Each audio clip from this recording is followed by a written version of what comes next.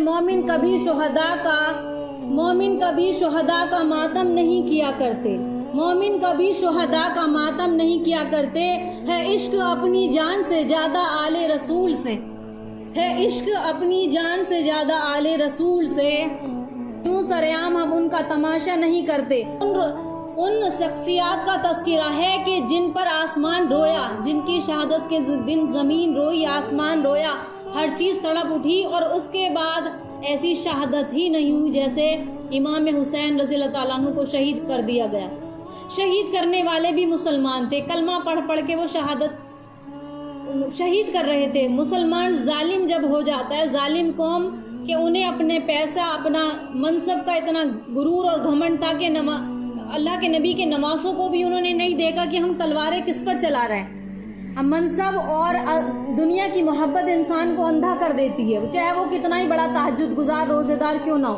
वो लोग भी ऐसे थे जो नमाजें पढ़ने वाले थे, मुसलमान नमाज पढ़ने वाले थे, रोज़ा रखने वाले थे, नबी को मानने वाले थे, अजान देने वाले थे, तहज्जुद पढ़ने वाले थे, कुरान पढ़ने वाले थे, लेकिन नबी और नबी के घराने की अजमत को समझ ना पाए, अपने मनसब को, अपने मकाम को ऊंचा रखा।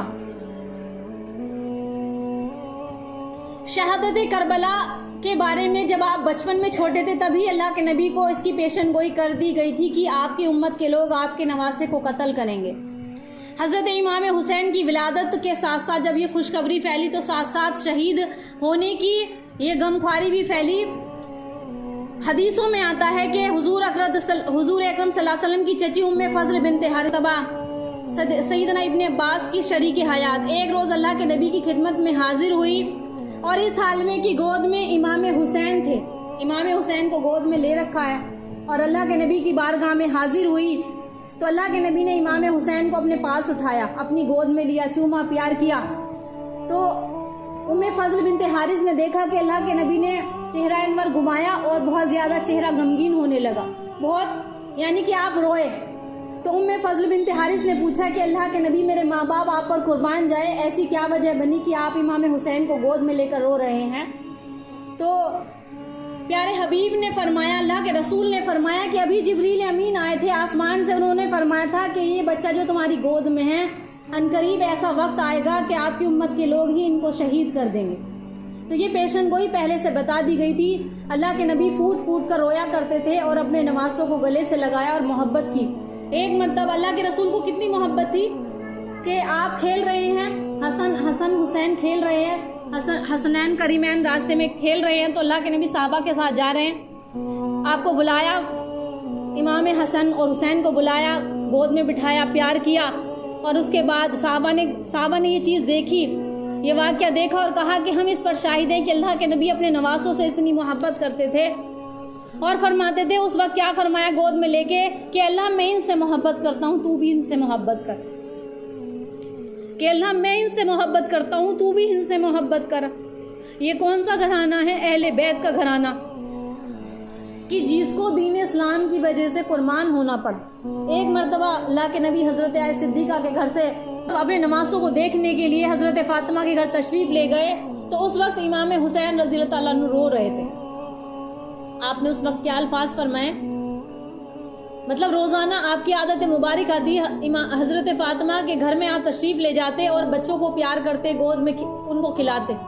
तो जब इमाम हुसैन को देखा वो रो रहे थे और फ़ातिमा रज़ियल्लाहु ताला अन्हा से फरमाया, फ़ातिमा तुम्हें मालूम है ना कि तुम इसे रुलाया मत करो, इसकी रोने की आवाज़ मुझे बर्दाश्त नहीं होती, मुझे गम होता है, मुझे तकलीफ़ होती है। बचपन में रोने की आवाज़ की तकलीफ़ आपसे बर्दाश्त नहीं हुई, जबकि शहादत की खबर आपको पहले ही मिल चुकी थी। इससे मालूम होता है कि सैयदना इमाम हुसैन की विलादत के साथ साथ शहादत की खबर भी मशहूर हो गई। और इसी दरमियान में नबी करीम सल्लल्लाहु अलैहि वसल्लम उम्मे फज़ल बिनते हारिस को आपकी शहादत की खबर मिली। खातून जन्नत अपने इस नौनिहाल बच्चे को ज़मीन करबला में खून बहाने के लिए अपना खून, अपना दूध पिलाती रही, यानी वो परवान चढ़ते रहे, वो जवान होते रहे। वाक़ई करबला होने से पहले एक मरतबा अल्लाह के रसूल उम्मे सलमा रज़ियल्लाहु ताला के घर में तशरीफ़ फरमाते, सहाबियात में सबसे आखिर में इन्हीं का इंतकाल हुआ। तो आपने ख्वाब देखा तो आप बहुत गमगीन हुए ख्वाब में। तो आपको वो करबला मिट्टी दिखाई गई कि जिसमें इमाम हुसैन का खून बहाया जाएगा। तो वो मिट्टी अल्लाह के रसूल के पास लाई गई और اور ان سے کہا, حضرت سلمہ رضی اللہ عنہ سے کہا کہ جس دن یہ مٹی خون بن جائے گی سمجھ لو میرے نواسوں کو قتل کیا جائے گا, شہید کیا جائے گا. تو ایسا ہی ہوا. حدیث میں آتا ہے کہ امام حسین جب شہید ہو گئے تو وہی شیشی جس میں کربلا کی مٹی رکھی ہوئی تھی وہ خون بن گئی تھی. تو جس کو ام المومنین نے دیکھ کر اس سے معلوم ہوا کہ شہادت امام حسین کا بار بار ان کے عہد طفیل میں سے ہی نبی کریم صلی اللہ علیہ وسلم نے فرمایا تھا کہ یہ شہادت مشہور ہو چکی ہے. یوم عاشورہ کا وہ دن ہے جس دن امام حسین رضی اللہ عنہ کو شہید کیا گیا, اور وہ جمعے کا دن تھا. یوم عاشورہ 10 محرم کی 10 تاریخ تھی. تو دین کی فکر کرو, اللہ کو راضی کرنے کے لیے اگر اپنے آپ کو, خاندان والوں کو بھی اگر تباہ کرنا پڑ جائے اللہ کی رضا حاصل کرنے کے لیے تو لگا دو. آج اگر تباہ برباد ہو رہے ہیں تو صرف اور صرف دنیا کی محبت میں. آخرت کے بارے میں ہمیں کچھ نہیں پتا, کیا واقعات گزرے, صحابہ نے کیسی قربانی دی. امام حسین رضی اللہ تعالیٰ نے ایسی قربانی دی کہ تاریخ گواہ ہے کہ ایسی قربانی کسی شہداء نے, کسی شہید نے نہ دی. امام حسین رضی اللہ تعالیٰ عنہ مکہ سے روانگی کر رہے ہیں جانے کے لیے, کوفہ پہنچنے کی تیاری فرما رہے ہیں. امام حسین کیونکہ کوفیوں کے خط آ رہے تھے کہ آپ آئیں ہم آپ کے ہاتھ پر بیعت کریں گے. اس وقت یزید جو ظالم بادشاہ تھا اس کے ہاتھ پر امام حسین رضی اللہ تعالیٰ عنہ نے بیعت نہیں کی, یعنی کہ اس کو بادشاہ تسلیم نہیں کیا, اور وہ بادشاہ ظالم تھا. یہاں تک کہ روایت میں آتا ہے کہ وہ شراب نوشی بھی کرتا تھا, ظلم کرتا تھا. تو ظالم اگر حکمران بنے گا تو فساد برپا ہوگا. تو آپ نے اس کی بیعت نہیں مانی, اس کی بیعت قبول نہیں کی, اور اسی وجہ سے کربلا کا واقعہ پیش آیا. تو آپ مکہ سے جب روانگی کر رہے ہیں تو صحابہ اکرام ہیں, عبداللہ ابن عمر ہے جو ان کو روک رہے ہیں کہ اللہ کے نبی کے نواسوں آپ مت جاؤ مکہ چھوڑ کر. کوفیوں کے بہت خطوط آئے تو وہ کہنے لگے کوفیوں کے اگر خطوط آ بھی رہے ہیں تو تم ان کی پرواہ مت کرو, وہ تمہارا ساتھ نہیں دیں گے, تم اللہ کے نبی کے نواسے ہو, آخری چراغ ہو, مرو. یہ نصیحت کر کے عبداللہ ابن عمر رو پڑے, امام حسین بھی رو پڑے, لیکن انہوں نے ان کی بات نہیں مانی اور یہاں تک کہ اپنی ماں اہل و عیال کو لے کر مکہ سے روانہ ہو گئے. صحابہ نے الگ الگ آ کر سمجھایا. پھر دوسرے صحابی عبداللہ ابن عباس نے کہا مکہ نہ چھوڑو, خانہ کعبہ یہ اللہ کا گھر ہے, اسی کو اختیار کرو. تمہارے والد محترم بھی مکہ مدینہ چھوڑ کر کوفہ چلے گئے تھے, تو دیکھو کوفہ والوں نے ان کے ساتھ کیا کیا, انہیں بھی شہید کر دیا. پھر تمہارے بھائی حسن کو بھی زہر دیا گیا, تم مت جاؤ. تو ان کو روکنے لگے. تمہارے بھائی حسن کو بھی کوفیوں نے زہر دیا. اب تم ان کو اگر تم جاؤ گے تو ان کا اعتبار کہاں سے ہوگا. ابن عباس رضی اللہ عنہ سے باتیں سن کر امام حسین رضی فرمایا کہ آپ جو کچھ فرماتے ہیں صحیح فرماتے ہیں, لیکن مسلم بن عقیل کا خط میرے پاس آ گیا ہے, 12,000 آدمی مجھ پر بیعت کر چکے ہیں, میں وہاں جاؤں گا. یعنی کہ لوگ وہاں پر کوفہ بلا رہے تھے آپ کو, کوفہ, تو لیکن وہ بلانا ان کا صحیح نہیں تھا.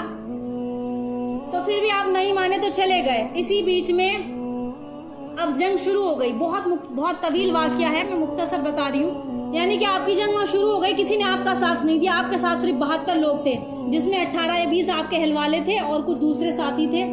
72 لوگ, اور وہ جو لشکر تھا یزید کا وہ 4,000 سے زیادہ تھا. 4,000 کا لشکر اور 72 آدمی کیا کریں گے. اس کے ساتھ 7 محرم یعنی کہ 7 محرم الحرام کو آپ کا پانی بند کر دیا گیا. آپ نے اپنے اہل والوں, تو اس رات میں ان کا پانی بند کر دیا گیا. حضرت امام حسین نے ایک ساتھی کو بھیجا کہ جاؤ پانی لے کر آؤ. سب پیاس سے تڑپ رہے تھے.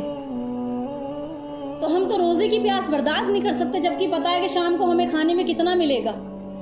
اور تیر اور تلواروں سے زیادہ زخم جو ہوتا ہے وہ پیاس کی شدت کا ہوتا ہے.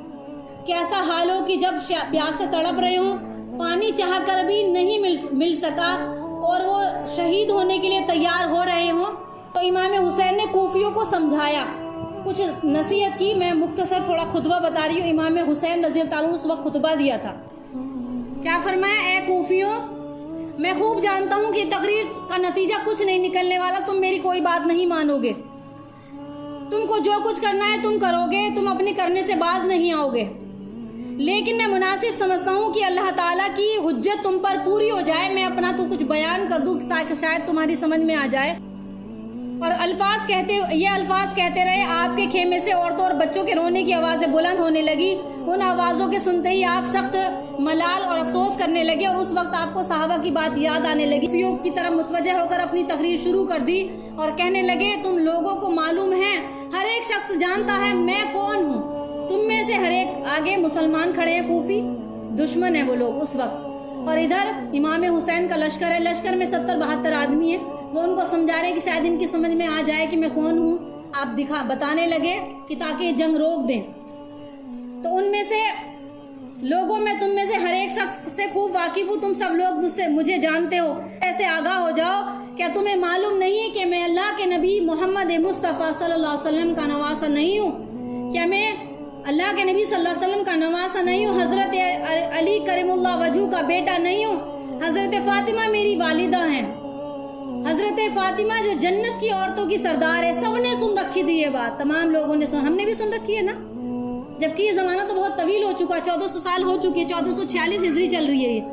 وہ تو دور صحابہ کا زمانہ تھا، انہوں نے تو اور اچھے سے سن رکھی تھی کہ جنت کی بشارتیں اللہ کے نبی کے نواسوں کو، اللہ کے رسول کے اہل بیت کو پہلے ہی مل چکی تھی.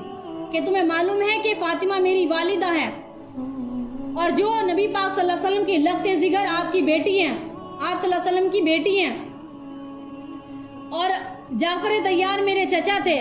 اس فخر نسبی کے علاوہ مجھے یہ فخر بھی حاصل ہے کہ اللہ کے نبی صلی اللہ علیہ وسلم مجھ کو اور میرے بھائی حسن کو شواب اہل جنہ کا لقب دیا ہے کہ تم جنت کے مردوں کے سردار ہو، نوجوانوں کے سردار ہو. حسن اور حسین کون ہیں؟ جنت کے مردوں کے سردار ہیں، نوجوانوں کے. اگر تم میری بات کا یقین نہ ہو تو ابھی تک اللہ کے نبی کے وہ صحابہ بھی موجود ہیں، تم چاہو تو ان سے پوچھ سکتے ہو کہ ہمارا مقام، اہل بیت کا مقام کیا ہے. تم نے میری ایک بات کی تصدیق، تم ایک بات کی بھی تصدیق کر سکتے ہو، میں نے کبھی وعدہ خلافی نہیں کی، میں نے کبھی نماز قضا نہیں کی، اور میں نے کبھی کسی مومن کا قتل نہیں کیا، نہ آز نہ کسی کو ایذا پہنچائی. اور وہ فرماتے اگر عیسیٰ علیہ السلام کا گدھا زندہ ہوتا تو حواری اس کی بھی حفاظت کرتے. حواری کون تھے؟ عیسیٰ علیہ السلام. جیسے اللہ کے رسول کے صحابہ، ایسے عیسیٰ علیہ السلام کے حواری، آپ پر ایمان لانے والے عیسیٰ علیہ السلام کو. تو یہ پیغام دے رہے امام حسین کہ اگر عیسیٰ علیہ السلام کا گدھا بھی زندہ ہوتا تو حواری اس کی بھی حفاظت کرتے. اور تم میری بات کو کیسے تسلیم نہیں کر رہے، اور تم مجھے کیسے بھول گئے، یہاں تک کہ مجھے قتل کرنے پر آمادہ ہو رہے ہو. وہ فرماتے ہیں کہ اگر عیسیٰ علیہ السلام کا گدھا بھی زندہ ہوتا تو تمام عیسائی قیامت تک اس گدھے کی نگرانی کرتے. اور تم کیسے مسلمان ہو کہ امتی ہو کر اپنے رسول کے نواسوں کو قتل کرنے کے لیے کھڑے ہو؟ نہ تم کو اللہ کا خوف ہے، نہ رسول کی شرم ہے. میں نے جب ساری عمر کسی شخص کو قتل نہیں کیا، ظاہر ہے کہ مجھ پر پھر کسی کا قصاص بھی باقی نہیں ہے، تم مجھے پھر کیسے قتل کرنے کا حق رکھ سکتے ہو؟ پھر بتاؤ کہ تم نے میرے خون کو کس طرح سے حلال کر لیا ہے. میں دنیا کے جھگڑوں سے آزاد ہو کر مدینے میں اللہ کے نبی کے قدموں میں پڑا ہوا تھا، مکہ میں عبادت کر رہا تھا. تم کوفیوں نے مجھے وہاں بھی رہنے نہیں دیا، میرے پاس خطوط پہنچائے. وہ خط دکھانے لگے امام حسین جو کوفہ کی طرف سے آئے تھے کہ تم نے وہاں بھی مجھے چین سے رہنے نہ دیا. پھر مکہ معظمہ کے اندر خانہ کعبہ میں عبادت میں مصروف تھا، تم کوفیوں نے وہاں بھی مجھے نہیں چھوڑا، چین سے نہ رہنے دیا. میرے پاس مسلسل خطوط بھیجتے رہے. ہم تم کو امامت کا حقدار سمجھتے ہیں، تمہارے ہاتھ پر بیعت کرتے ہیں، تم ہی کو خلیفہ مانیں گے، تم یہاں جاؤ. یہ جنگ سے پہلے کا واقعہ ہے، پہلے آپ تقریر کر کے فرما رہے. اور آزاد چھوڑ دو تاکہ میں مکہ مدینہ واپس اپنے اہل و عیال کو لے کر سلامتی سے اپنے گھر میں واپس ہو جاؤں. اللہ تعالیٰ خود اس جہان میں فیصلہ کرے گا کہ کون حق پر تھا اور کون ظالم تھا. اس تقریر کو سن کر سب خاموش ہو گئے، جتنے دشمن کھڑے تھے قافلے میں سب خاموش ہو گئے، کسی کی ہمت نہ ہو کہ کچھ آگے بول سکے. اور امام حسین رضی اللہ عنہ نے فرمایا کہ اللہ کا شکر ہے کہ میں نے تم پر حجت پوری کر دی، اب تم پر اور کوئی عذر پیش نہیں کر سکتے، اب تم اس بارے میں کوئی عذر پیش نہیں کر سکتے. پھر اس کے بعد امام حسین نے ایک ایک کا نام لے کر آواز دی، اے شبد بن ربیع، اے حجاج بن حسن، اے قیس بن اسد، اے ہر بن یزید تمیمی، اے فلا فلا، کیا تم نے خطوط نہیں بھیجے تھے؟ فلا فلا کے نام لے کر فرمایا کیا تم نے خطوط نہیں بھیجے تھے؟ کیا تم نے مجھے نہیں بلایا تھا؟ یہ سب لوگوں نے کہا، یہ سنا، اور لوگوں نے کہا کہ ہم نے کوئی خط آپ کے پاس نہیں لکھا، آپ کے پاس دھوکہ ہوا ہے آپ کے ساتھ. امام حسین نے وہ خطوط نکال کر دکھائے، الگ الگ پڑھ کر سنائے، یہ تمہارے خطوط ہیں. انہوں نے کہا یہ خطوط ہم نے بھیجے یا نہیں بھیجے بات یہ نہیں ہے، لیکن آج ہم آپ سے جنگ کریں گے، یا تو آپ یزید کی بیعت کریں، نہیں تو آپ ہم سے جنگ کریں، ہم جنگ کے لیے تیار کھڑے ہیں. مختصر طور پر میں کچھ مین باتیں میں بتانا چاہ رہی ہوں. اس کے بعد امام حسین رضی اللہ عنہ نے تنہا جانے کے بعد اب تنہا رہ گئے، آپ کے بیٹے، آپ کے بھتیجے سب شہید کر دیے گئے، اب آپ تنہا ہیں، اب آپ تنہا ہیں. امام حسین نے تنہا رہ جانے کے بعد اتنی بہادری دکھائی کہ دشمنوں پر حملے کیے. ان حملوں کی شان دیکھیے کہ جو دشمن تھے وہ بھی امام حسین کی تعریف کر رہے تھے. عمرو بن سعد اور شمر نے دیکھا اور کہہ رہے تھے کہ آج تک ہم نے ایسا بہادر انسان اپنی زندگی میں نہیں دیکھا. دشمن کہہ رہے تھے جب بہادر کو لڑتے ہوئے دیکھا.